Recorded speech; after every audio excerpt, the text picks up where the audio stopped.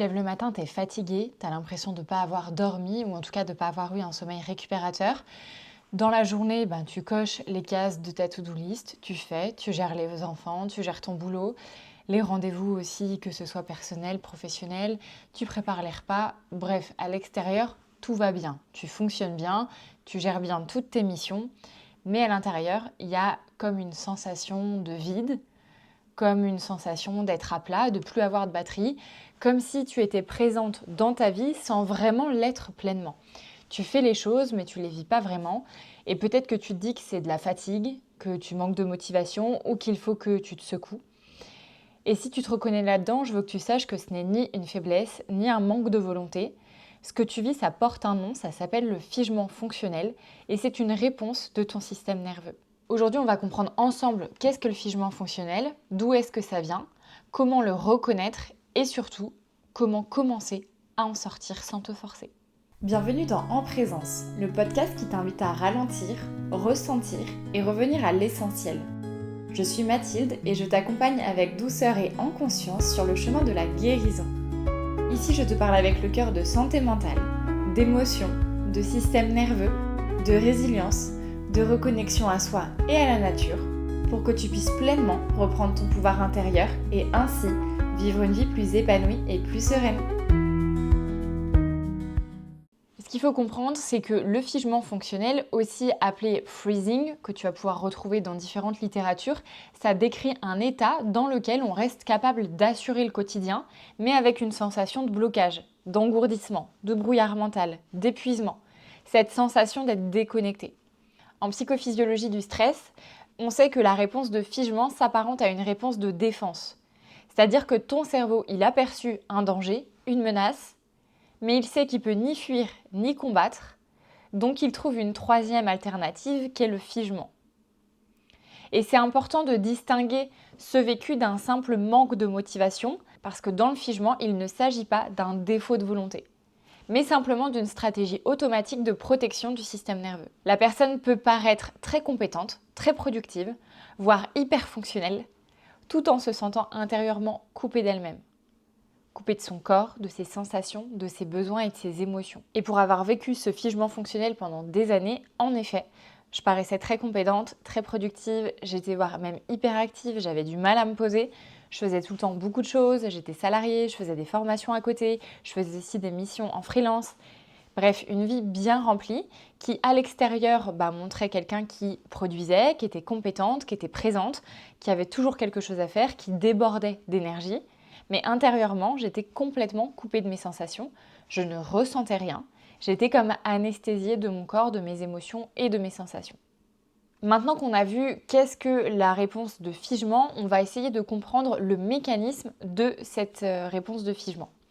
Sur le plan neurobiologique, la réponse de figement implique des circuits de menace qui engagent notamment l'amygdale. L'amygdale, c'est une glande qui est responsable de la formation et du stockage des souvenirs émotionnels. Elle est aussi impliquée dans la perception des menaces et dans la réponse de l'organisme face à un stress. Donc, il y a ce circuit de menace qui va engager l'amygdale, le tronc cérébral et également les réseaux autonomes de défense. Et les données de neurobiologie montrent que le figement n'est pas une inaction, mais une organisation défensive active avec une inhibition motrice, avec une vigilance qui est focalisée et un corps qui se prépare à l'action si une éventuelle issue apparaît face à cette menace. C'est donc une réponse de défense extrêmement intelligente, orchestrée par notre cerveau reptilien. Et d'un point de vue de la théorie polyvagale, le figement s'est souvent rapproché d'un état de shutdown, ou ce qu'on peut appeler aussi l'état d'activation du vagal dorsal. Dans la réalité clinique, on observe souvent un mélange de deux états. Il y a une part du système nerveux qui est en hyperactivation, qui s'apparenterait plutôt à une part sympathique. Et puis il y a une autre partie du système qui va être complètement vidée, complètement fatiguée, complètement écrasée. Et ça s'explique plutôt par cette activation du système vagal dorsal. Donc finalement, le figement, c'est un mélange de sympathique et un mélange de dorsal, ce qu'on appelle un état mixte. Jusque-là, je vous ai toujours parlé du ventral, du sympathique et du dorsal, très peu du figement parce que je ne voulais pas rentrer et complexifier ces notions-là. Mais aujourd'hui, ça me semble important de vous expliquer qu'est-ce que le figement, en quoi cet état mixte, il est une réponse très intelligente du corps, et surtout comment le reconnaître et comment se sortir de ce figement fonctionnel. C'est une des choses que je vois le plus souvent en consultation. C'est une réponse qui est très très présente et on va voir pourquoi et comment on peut la reconnaître. Et puis Peter Levine, dans son ouvrage Réveiller le tigre, il nous explique que face à une menace, l'organisme il peut combattre, fuir ou se figer. Ces réponses y font partie d'un système de défense unique. Et quand les réponses de combat et de fuite sont inutilisables, l'organisme se rétracte instinctivement sur lui-même et va donc aller vers sa dernière alternative qui est la réponse de figement. Ce faisant, l'énergie qui aurait dû être libérée par l'exécution des stratégies de fuite ou de combat se trouve amplifiée et bloquée dans le système nerveux. Dans cet état émotionnel d'anxiété, face justement à une menace, la réponse de combat qui n'a pas pu être exprimée se transforme en sentiment de rage et la réponse de fuite en sentiment d'impuissance. On peut donc dire que les émotions qu'on peut retrouver dans ce genre de situation qu'est le figement, c'est donc la rage de par le combat qui n'a pas pu être exprimé, mais aussi l'impuissance de par la fuite qui n'était pas possible à ce moment-là. Et la personne qui se trouve dans un état de rage ou d'impuissance garde encore la possibilité d'entamer une fuite frénétique ou une contre-attaque rageuse. Et si cette personne parvient de cette façon à libérer l'énergie bloquée dans la fuite ou dans l'attaque et à sortir de cette situation menaçante, alors il ne développera pas de traumatisme. A contrario, si la personne n'arrive pas à sortir de cette situation, que ce soit par une fuite frénétique ou par une contre-attaque rageuse, la personne va donc mobiliser et conserver cette énergie bloquée dans le système, ce qui développera à terme des traumatismes, des impacts traumatiques sur le corps. Donc comme je vous le disais, le figement, c'est donc un état mixte qui est composé de sympathique et de dorsal. Pour vous donner une image, c'est un petit peu comme une voiture. Quand vous êtes au volant de votre voiture, vous avez la pédale de frein et la pédale d'accélérateur. La pédale de frein, c'est le dorsal et la pédale d'accélérateur, c'est le sympathique. Et c'est comme si, en étant au poste et au volant de cette voiture, vous appuyez à la fois sur le frein et à la fois sur l'accélérateur. Qu'est-ce qui va se passer ? Si vous faites ça, votre voiture, elle n'avance pas, elle ne bouge pas. Et bien la réponse de figement, c'est ça. C'est à la fois j'ai envie de faire quelque chose, j'ai envie de me mettre en action, donc ma pédale d'accélérateur, mais je peux pas. Parce que j'ai pas l'énergie, parce que je me sens pas capable, etc. Et donc, c'est à la fois ce frein et cet accélérateur qui, enclenchés ensemble, vont faire que tout s'arrête dans le système, que tout se fige. Et la réponse de figement, elle peut être ponctuelle, mais elle peut aussi devenir fonctionnelle, puis s'installer dans la durée et prendre une forme chronique.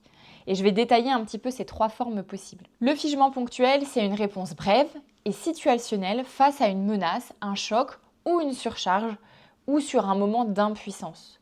Le corps se met alors momentanément en pause avec une inhibition de l'action, une sensation de sidération, une respiration qui va être modifiée et c'est souvent accompagné d'un vide émotionnel. C'est ce qu'on peut voir quand il y a un choc émotionnel, quand il y a l'annonce d'une nouvelle inquiétante ou grave, il y a souvent cette sensation de figement, ce phénomène de figement qui s'enclenche. Parce qu'à ce moment-là, il y a un choc, il y a une surcharge émotionnelle, une surcharge pour mon système nerveux et en même temps, je suis impuissante face à cette nouvelle. Donc mon corps se met en pause. Je ne peux pas passer à l'action, je suis complètement sidérée, ma respiration est modifiée et en même temps, c'est comme si j'arrivais plus à connecter deux neurones et à ressentir une émotion. Tout est complètement bloqué. Et en général, le figement ponctuel, il va se résoudre quand la menace passe et quand la sécurité revient. C'est une réaction de protection normale, même si elle peut être très impressionnante sur le moment. Et vraiment, une réponse de figement ponctuel, c'est très impressionnant, mais c'est normal. C'est une protection qui est naturelle et qui est hyper intelligente de la part de ton système. Le deuxième état, c'est le figement fonctionnel. Le figement fonctionnel, c'est une forme plus subtile et un peu plus masquée du figement. La personne, elle continue de travailler, de gérer, de répondre aux attentes, de tenir, mais avec un système nerveux en mode survie, qui peut s'apparenter à des symptômes comme cette fatigue de fond, une tension interne, des tensions dans le corps, une coupure de ses besoins. Et c'est souvent là qu'on voit le paradoxe. Parce qu'à l'extérieur, il y a une performance extérieure, il y a un rôle social qui est tenu, il y a des objectifs et des missions qui sont tenus, mais à l'intérieur, c'est épuisé. c'est pas un effondrement visible à la différence de l'état dorsal pur.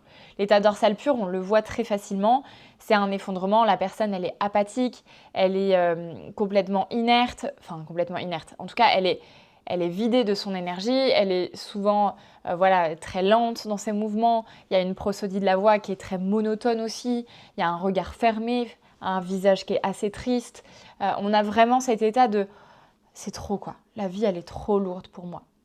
Ça c'est l'état dorsal pur. Sauf que le figement, c'est pas cet état dorsal pur, parce qu'il y a aussi du sympathique. Donc il y a ce côté où je performe, je suis en action, je suis toujours présente et je réponds présente, mais intérieurement, je suis vide. Et ça, c'est un fonctionnement qui coûte très très cher au corps, parce qu'il repose sur de la suradaptation, sur du perfectionnisme et sur de l'hypercontrôle.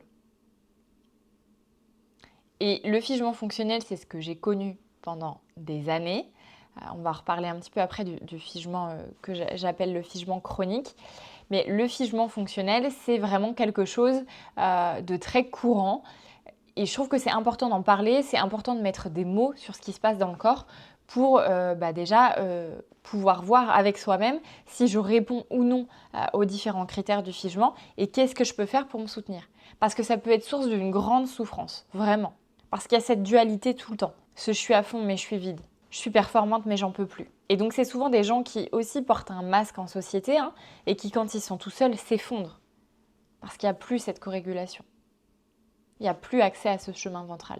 Et le figement chronique, comme j'aime bien l'appeler, c'est un figement qui s'est installé durablement comme un état de fond, comme un état de fonctionnement qui est l'état par défaut.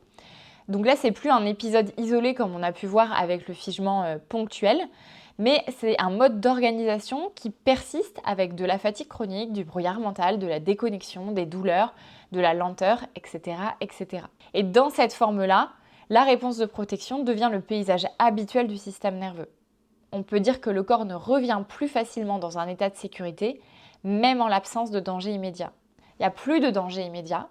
Le danger, il n'est pas là. Mais par contre, le corps, lui, reste dans cette réponse de survie. Alors, quelles sont les causes qui sont les plus fréquentes quand on rencontre du figement ? La première cause la plus fréquente, c'est le stress chronique. Un stress qui s'installe dans la durée et surtout quand il dépasse la capacité d'adaptation du système nerveux. La capacité d'adaptation du système nerveux, c'est cette capacité, c'est cette fenêtre de tolérance que je suis capable de tolérer. Dans cette fenêtre-là, je peux tolérer plein de choses, mais dès lors que ça dépasse cette fenêtre de tolérance, je suis submergée par ce qui est en train de se passer. Donc on peut vivre du stress et être dans sa fenêtre de tolérance et dans sa capacité d'adaptation. Mais à force de stress répété, de stress qui s'installe et qui continue de durer dans le temps, ma capacité d'adaptation et ma fenêtre de tolérance vont totalement se réduire petit à petit. Et donc, les petites choses qui avant étaient acceptables et qui étaient surmontables par mon système nerveux, et ben là, ça ne l'est plus. Et ça, c'est vraiment problématique parce que quand on dépasse la capacité du système nerveux, on est vraiment dans cette dysrégulation qui va entretenir un état physique et émotionnel que je rencontre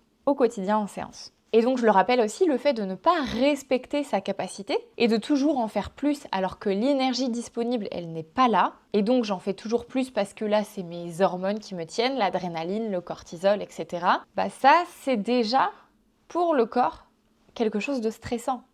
Il n'a pas les ressources disponibles, mais il dépense encore cette énergie. À l'image d'un compte en banque que je prends souvent en séance, quand vous avez de l'argent sur le compte en banque, au quotidien, vous pouvez avoir des débits. Mais vous allez recréditer votre compte en banque. C'est cette fameuse adaptation du système nerveux. Ça débite, mais ça crédite. Ok. Le problème, c'est que quand on a un quotidien qui ne fait que débiter et qu'on n'arrive plus à créditer le système nerveux, on arrive dans la zone rouge. On arrive à découvert. Et il y a des personnes qui continuent de dépenser de l'argent alors qu'elles n'en ont plus et qu'elles sont dans cette zone rouge. C'est les fameuses personnes qui sont fatiguées mais qui continuent de faire et qui n'arrivent pas à s'arrêter. Le figement, il peut aussi émerger après un traumatisme ou à la suite d'expériences répétées d'impuissance.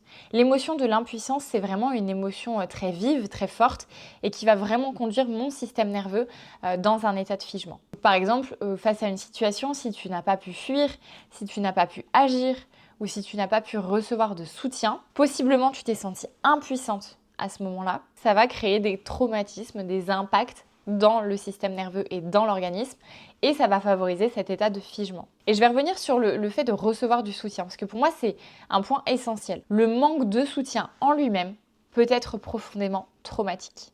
Et ici, on peut penser à de nombreuses situations actuelles, parce qu'on est dans un monde où les gens sont de plus en plus déconnectés, vivent de manière solitaire, très seuls, ne sont plus en lien et ne sont plus en capacité d'apporter du soutien aux autres. Et je pense notamment aux parents qui élèvent leurs enfants.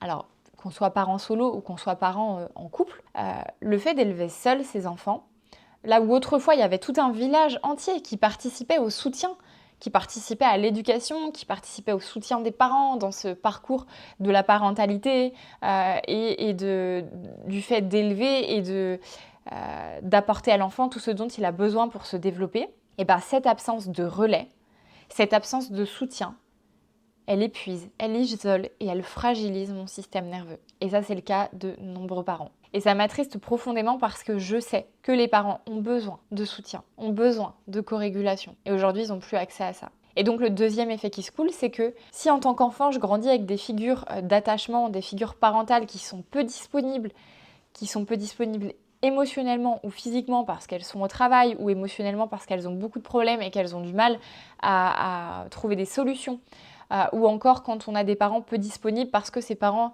ils sont dérégulés et donc ils n'ont pas la ressource nécessaire pour être pleinement présents avec l'enfant, ça favorise aussi un état de figement chez l'enfant. Donc le manque de soutien, il est vraiment destructeur à différents endroits, c'est-à-dire que si mon parent n'a pas le soutien, il n'arrive pas à co-réguler, il n'arrive pas à être présent pour son enfant. Et à l'inverse, l'enfant qui, lui, a besoin d'une figure parentale qui est disponible, émotionnellement et physiquement, si ce parent il n'est pas là et pas disponible, ça va générer du figement chez l'enfant. Et avec le temps, il y a aussi certains mécanismes qui s'installent. Et parmi tous ces mécanismes, on peut parler du fait de se couper de ses besoins.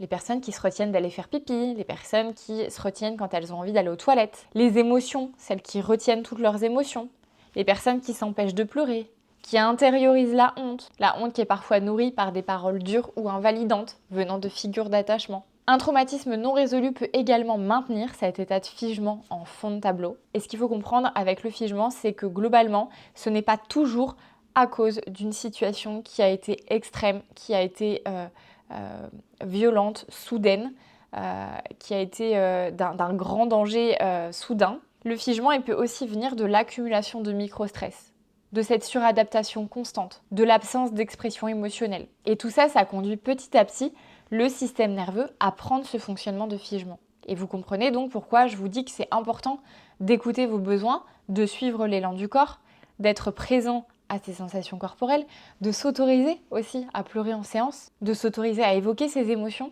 d'apprendre aussi à arrêter de se suradapter et à commencer à poser ses limites et à faire en fonction de ce qui paraît juste pour soi. Parce que tout ça, ça vous éloigne petit à petit du figement. Maintenant, peut-être que vous vous dites, Mathilde, c'est bien, tu nous as expliqué tout ça, mais j'aimerais bien savoir les signes courants qu'on va rencontrer le plus fréquemment quand il y a du figement. J'ai détaillé 3 listes de signes. Il y a les signes physiques, les signes émotionnels et les signes cognitifs. Qu'est-ce qui peut se passer au niveau physique quand je vis dans du figement, totalement figement fonctionnel? Je peux ressentir de la fatigue qui ne se résout pas avec le repos. Je peux avoir l'impression d'un ralentissement général, comme si tout fonctionnait au ralenti à l'intérieur de moi. J'ai souvent une respiration qui va être courte, qui va être peu profonde. Je peux aussi être en apnée. Les personnes qui sont en apnée et qui ne se rendent pas compte qu'elles sont en apnée, ce sont des personnes qui sont dans le figement. C'est aussi la sensation de lourdeur corporelle, les tensions musculaires qui sont persistantes, l'engourdissement aussi des membres, la diminution de l'élan vital, l'effondrement aussi dès qu'on s'arrête, ce fameux go go go, et puis en fait quand je m'arrête, je tiens plus. Et ça, je l'ai beaucoup vécu, c'est-à-dire que je faisais beaucoup de choses dans ma journée et je me disais, il ne faut pas que je m'arrête parce que si je m'arrête, je pourrais plus repartir. Ça, c'est de l'effondrement en fait. C'est je fais alors que j'ai pas l'énergie de faire, donc je dépasse ma capacité, donc ça traumatise mon système nerveux. Mon système nerveux perçoit donc un danger et une menace et va donc petit à petit aller vers sa réponse de figement. S'il ne peut ni fuir ni combattre, il va se figer. Les personnes aussi qui ont besoin de café ou de sucre pour tenir. Le petit coup de boost de l'après-midi, le petit coup de boost du matin.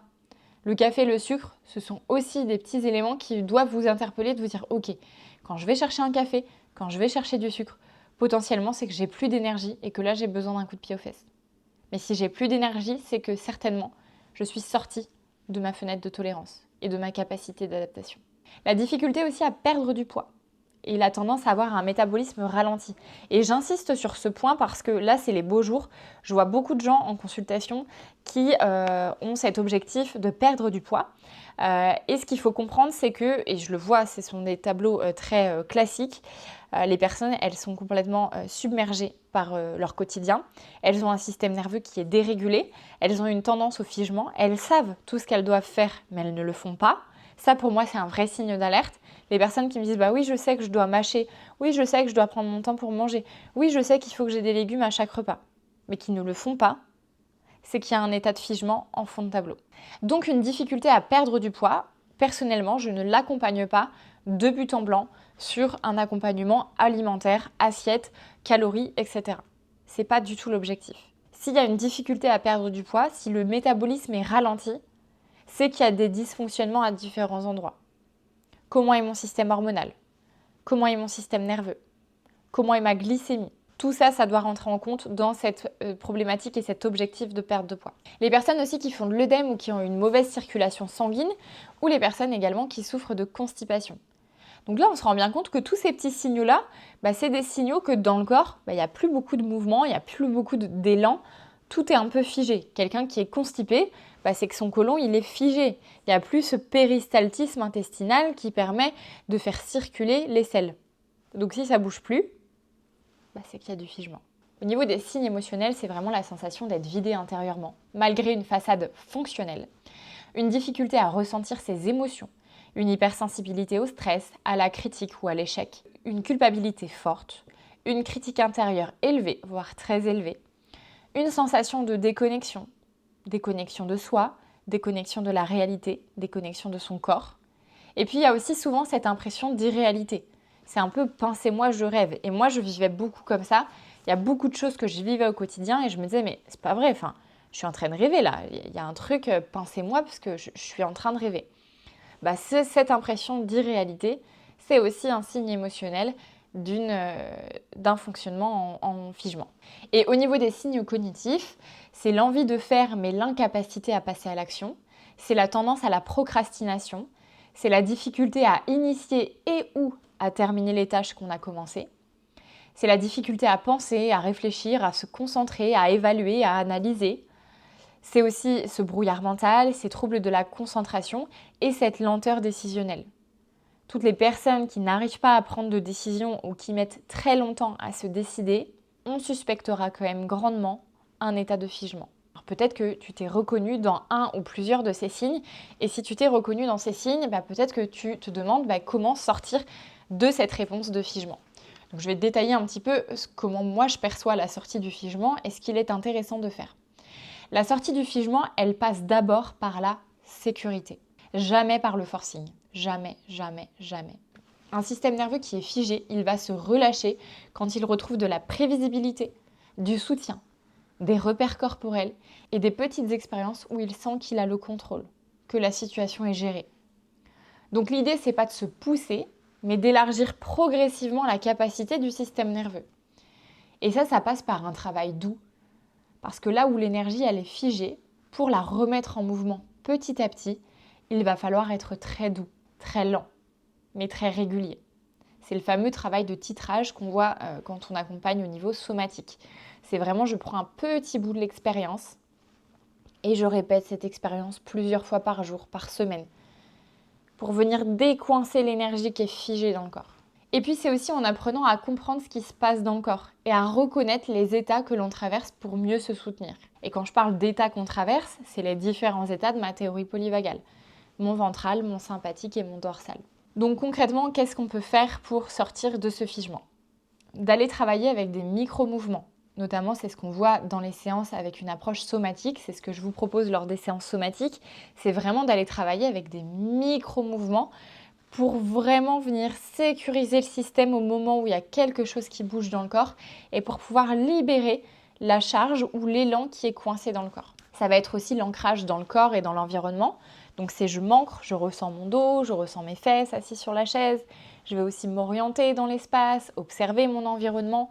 Ça, c'est déjà une approche qui va permettre à mon système nerveux de trouver peu à peu de la sécurité dans le corps et dans l'environnement pour sortir peu à peu du figement. Ça va être aussi toutes les techniques respiratoires, notamment des techniques respiratoires plutôt lentes, plutôt douces. Ça va être tous les mouvements doux. Quand on pratique une activité physique, on va veiller à avoir une activité physique plutôt douce à modérée, adaptée du coup à son niveau d'énergie. Et dans le figement, on a peut-être l'impression d'avoir beaucoup d'énergie, mais quand on s'arrête, on se rend bien compte qu'il n'y a plus d'énergie dans le système. Donc là, j'irais plutôt sur du yoga, sur du pilates, vraiment des approches très douces. On va éviter le running, on va éviter d'aller pousser à la fonte, on va éviter aussi tout ce qui va être criss-cross, etc. Ça, c'est vraiment... On va éviter aussi tout ce qui est cross-training, qui sont vraiment des entraînements qui vont être très insécurisants pour le système nerveux. Et puis, on va travailler aussi l'alternance entre l'activation et la détente, entre l'action et le repos. Et plus j'alterne entre ces deux phases, plus mon système nerveux comprend qu'il y a de la régulation là-dedans. Et puis, on va aussi travailler un lien de proximité sécurisant avec des proches, mais également avec des thérapeutes. Se faire accompagner quand on fonctionne avec du figement fonctionnel, c'est important. Le figement fonctionnel, il a besoin de corrégulation pour pouvoir se libérer de ce fonctionnement. Et la corrégulation, ça passe avec nos proches, si on a des proches qui sont régulés, mais ça passe aussi avec des thérapeutes qui sont régulés et qui ont des approches trauma-informées. Ce sont souvent donc des choses très simples qui vont remettre du mouvement. Marcher, sentir ses appuis, nommer ce que l'on perçoit autour de soi, ou encore découper une tâche en petites étapes. Et c'est tout l'enjeu d'un accompagnement, c'est d'avancer avec des petites actions ajustées qui soient respectueuses du rythme du système. Et c'est tout ce sur quoi je vous accompagne en séance. Et c'est un vrai travail de fond, avec des vrais résultats. Mais ça demande du temps, ça demande de la patience et ça demande un engagement vis-à-vis de soi. Et à l'inverse, il y a certaines approches qui peuvent renforcer le figement. Le fait de demander de se secouer, de vouloir penser positif, de vouloir se donner un petit coup de pied aux fesses, de vouloir se motiver trop vite.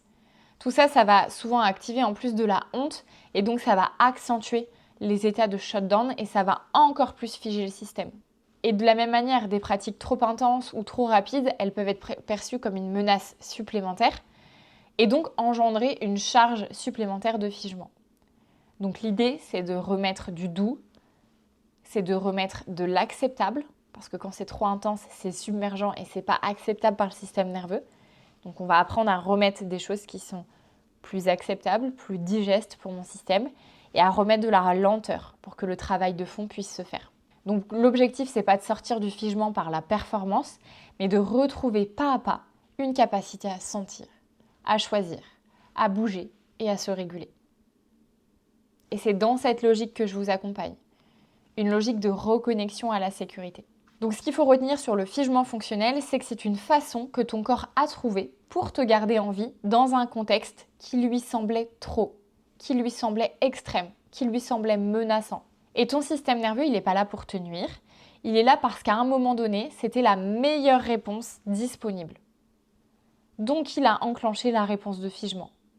Parce que c'était la meilleure chose qu'il pouvait faire pour toi, pour te protéger. Et la bonne nouvelle dans tout ça, et ce qui m'anime profondément dans ce travail, parce que c'est un travail que j'ai d'abord vécu à l'intérieur de moi avant de pouvoir vous le transmettre et avant de pouvoir vous accompagner dans ces espaces-là, c'est que le système nerveux, il peut apprendre de nouvelles façons d'être. Il peut retrouver la sécurité, il peut se relâcher, il peut réguler. C'est possible. Moi qui croyais que je m'en sortirais jamais, qui me disais mais en fait je suis comme ça fait partie de ma personnalité, je suis dans les extrêmes, un coup j'ai beaucoup d'énergie puis après je suis effondrée, un coup j'ai beaucoup de projets puis après je suis incapable de passer à l'action. Je pensais vraiment être dans cette dualité permanente et que je pensais que cette dualité elle faisait aussi partie de ma personnalité. Et en comprenant ce qu'était le figement, en accompagnant mon corps et en faisant tout ce travail de lenteur, de somatique et de soutien, les choses ont commencé à changer. Et ça n'a pas été fait en poussant l'organisme, ça a été fait en le soutenant. Comme on soutiendrait un petit bébé dans nos bras. C'est de prendre ce temps, de faire des mouvements très très doux. Un bébé, quand vous le prenez, vous ne le secouez pas comme ça pour qu'il se calme. Non, vous le prenez et vous faites quelque chose de très doux. Et bien c'est la même chose avec vous. Sortir du figement, c'est retrouver quelqu'un de vivant, quelqu'un qui ressent. Sortir du figement, c'est retrouver le chemin vers la vie, le chemin vers le ressenti de ce qui se passe dans mon corps, le ressenti de mes émotions.